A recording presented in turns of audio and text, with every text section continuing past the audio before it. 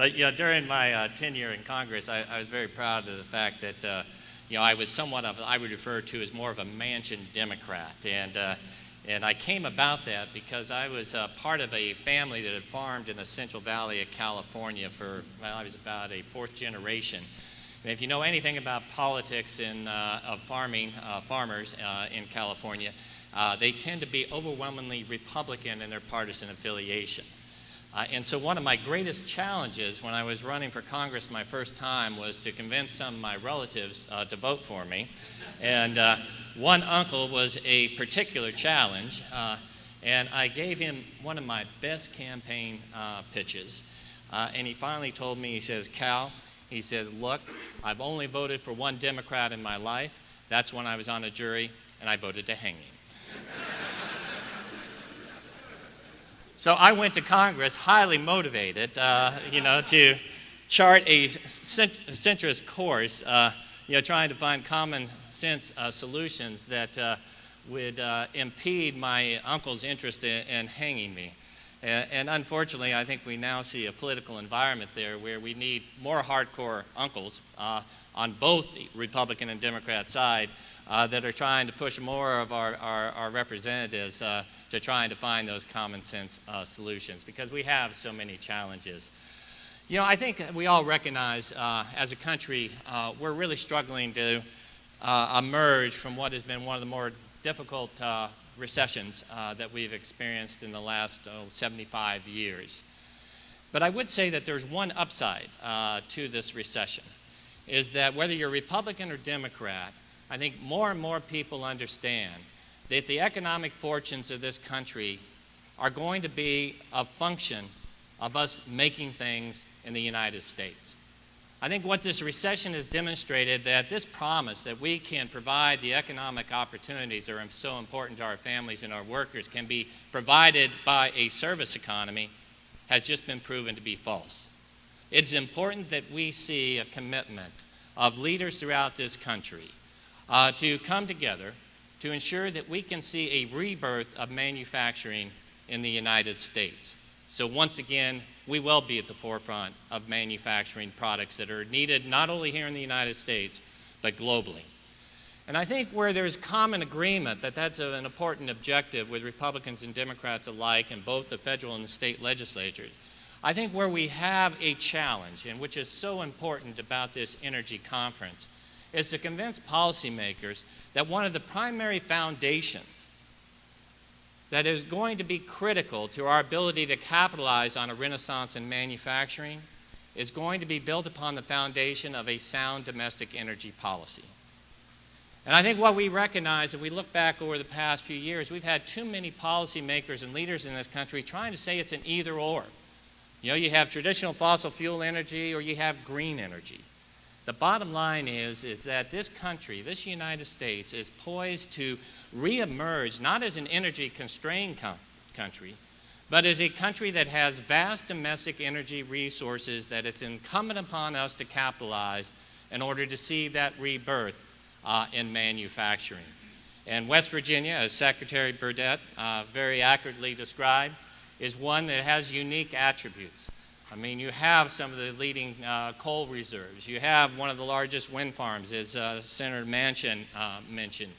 And most importantly to the U.S. chemical industry, you're sitting atop of one of the most significant developments in energy in the United States in probably 50 years, in significant deposits of shale gas, which are going to be instrumental and a central pillar to our ability to see a rebirth in manufacturing in the United States. And I just want to talk a little bit about why that is the case.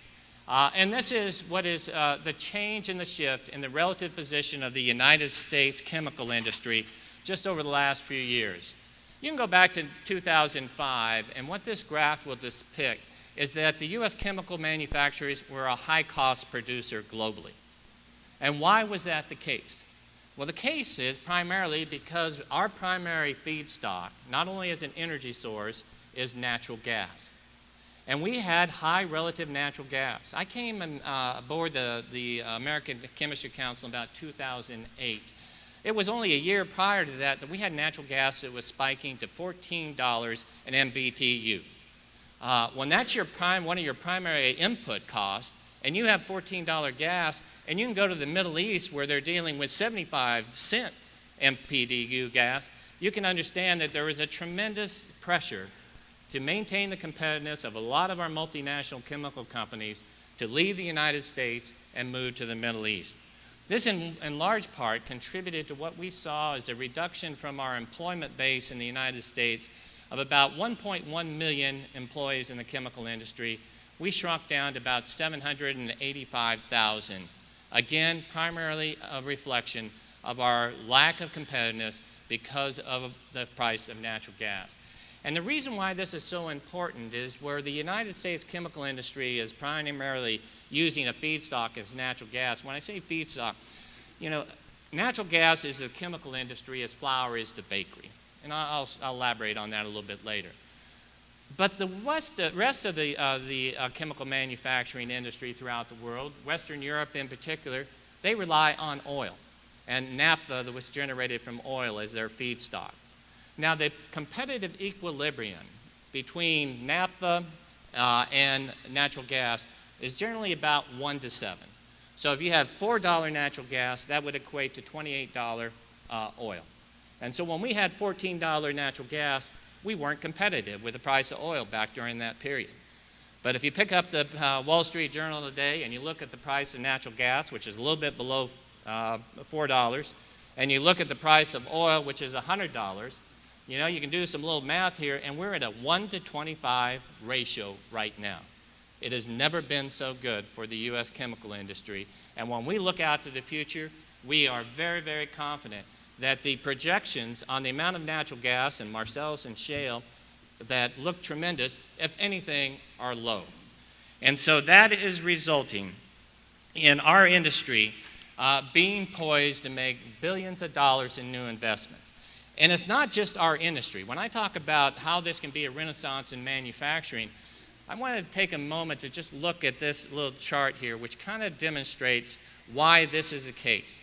Is that when natural gas comes out of the ground, we basically take the ethane off of it and it goes into a cracker, which breaks it down into some intermediate products. But what is so important is now that when we have that relative competitive advantage globally, as commodity chemical industry producers, we have a significant advantage, price advantage.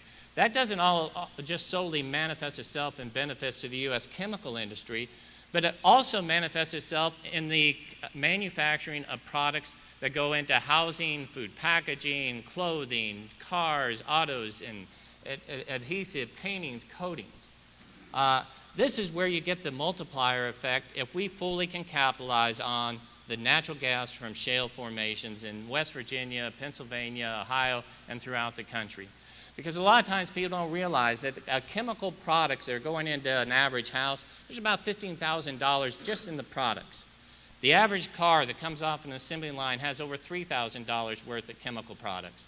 So when we talk about taking the shale gas and the liquids, we're making the paints, the coatings, the plastics that go into 96% of all consumer products. So this is just a tremendous opportunity that we have the opportunity to capitalize on.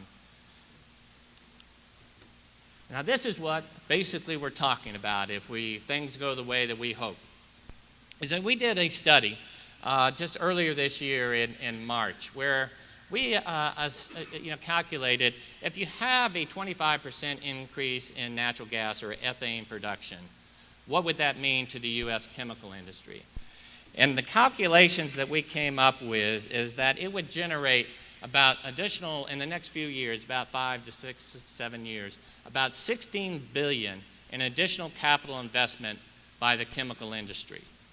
That would generate just in the manufacturing of those plants and facilities over 17,000 new jobs. That $16 billion would also manifest itself in at least, what we calculated was 17,000 jobs. But then once you got that capital investment that was fully operating, that it would generate also about 400,000 additional jobs in the United States. That would generate about $132 billion annually in gross domestic product. And this is already happening today. I was down in Louisiana not too long ago, and where Dow had announced that they are increasing their investment in the Gulf region in capital investments of $4 billion. You have Occidental Chemical, you have Chevron Phillips, you have Formosa, you have Sasol that just announced that they're building a new cracker in the Gulf Coast.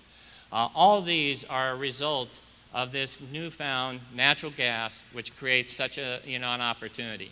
And the most dramatic change that's occurred in my job in the 3 years that I've been at ACC is that 3 years ago, when you went into the boardrooms, and if you would monitor the conversations in the boardrooms of U.S. chemical companies and multinationals, no one, even 3 years ago, was talking about making major capital investments in the United States.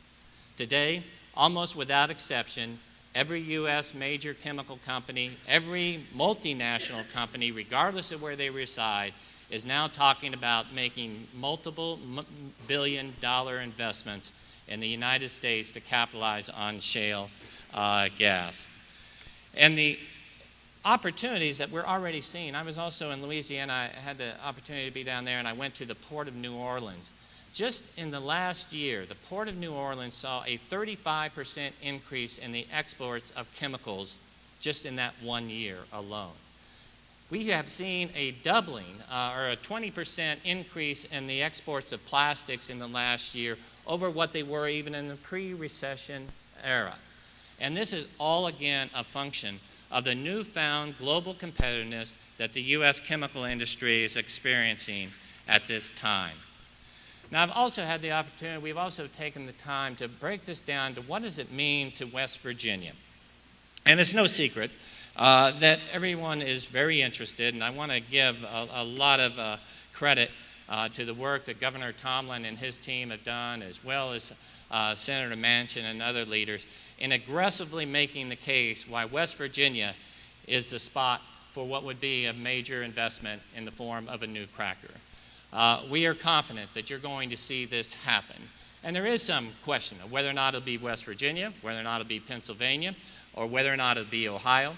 But quite likely, it could be all of the above because of the scale and the scope of the availability of the liquids from natural gas make a compelling economic case that there needs to be, this type of facility that would be located in this region.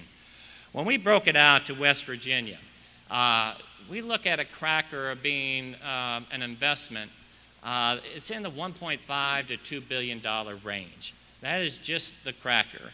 And when you look at what will happen with the downstream products that would be derived from the ethylene, we think that that'll also generate what would be upwards of another 1.2 to 1.5 billion in additional capital investment to manufacture those plastics and the paints and the coatings, which would generate about 3.2 billion investment in the region or the state in which it was located.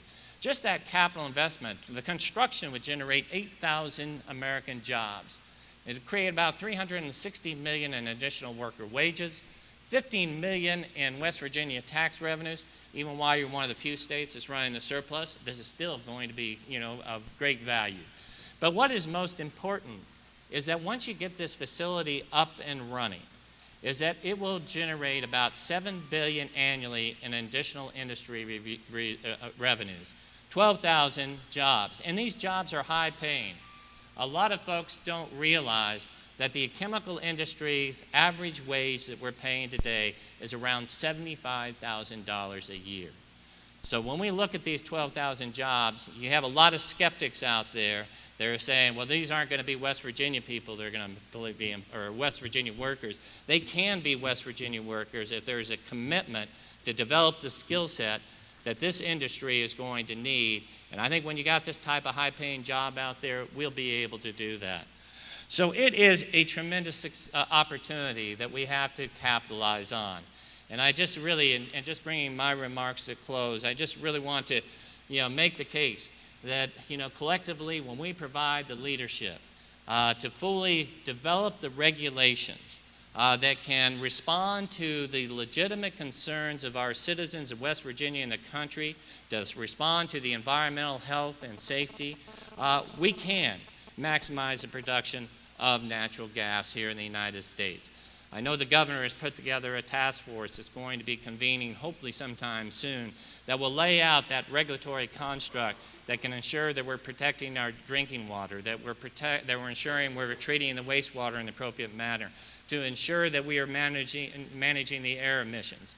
And if we get that right, we have a tremendous opportunity and future for manufacturing in West Virginia. And my closing remarks, though, is it's all of the above.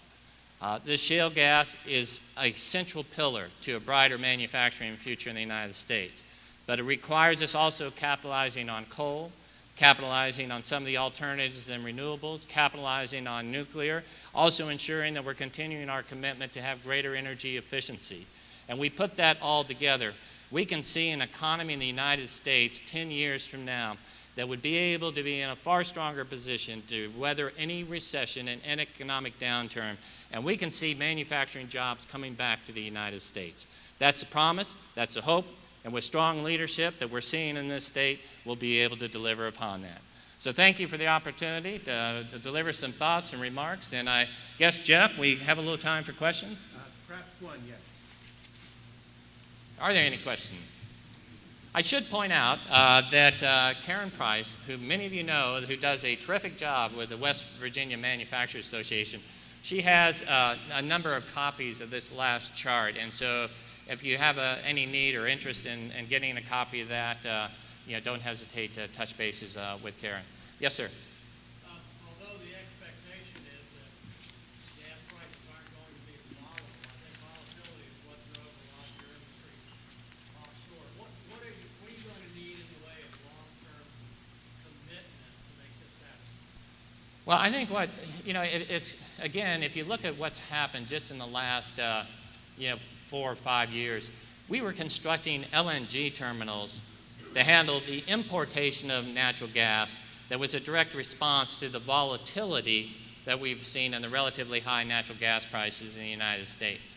You now have investments to try to reverse those LNG for exportation. And I think that, again, is a reflection of the very strong confidence that we have the supplies of natural gas that are going to be able to sustain domestic uses for a significant period of time. What our industry is looking for when we're poised to make an investment, you don't make an investment in cracker that's $1.5 to $2 billion unless you have the certainty that you're going to be able to recapture that investment over at least a 20-year period of time.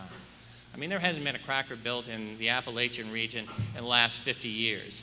And I'm absolutely confident that you're going to see one in the next few years. And so we need the regulatory certainty, which is where the state regulations are so important to ensure that those investors know that they're going to have an environment, a regulatory environment that will allow them to secure that return. On the marketplace, we're convinced that the supply is there. We don't want the government interceding to pick winners and losers. We think the marketplace can best dictate that. So the less government, intercedes into trying to pick who should be a consumer, a preferred consumer, from our perspective, the better.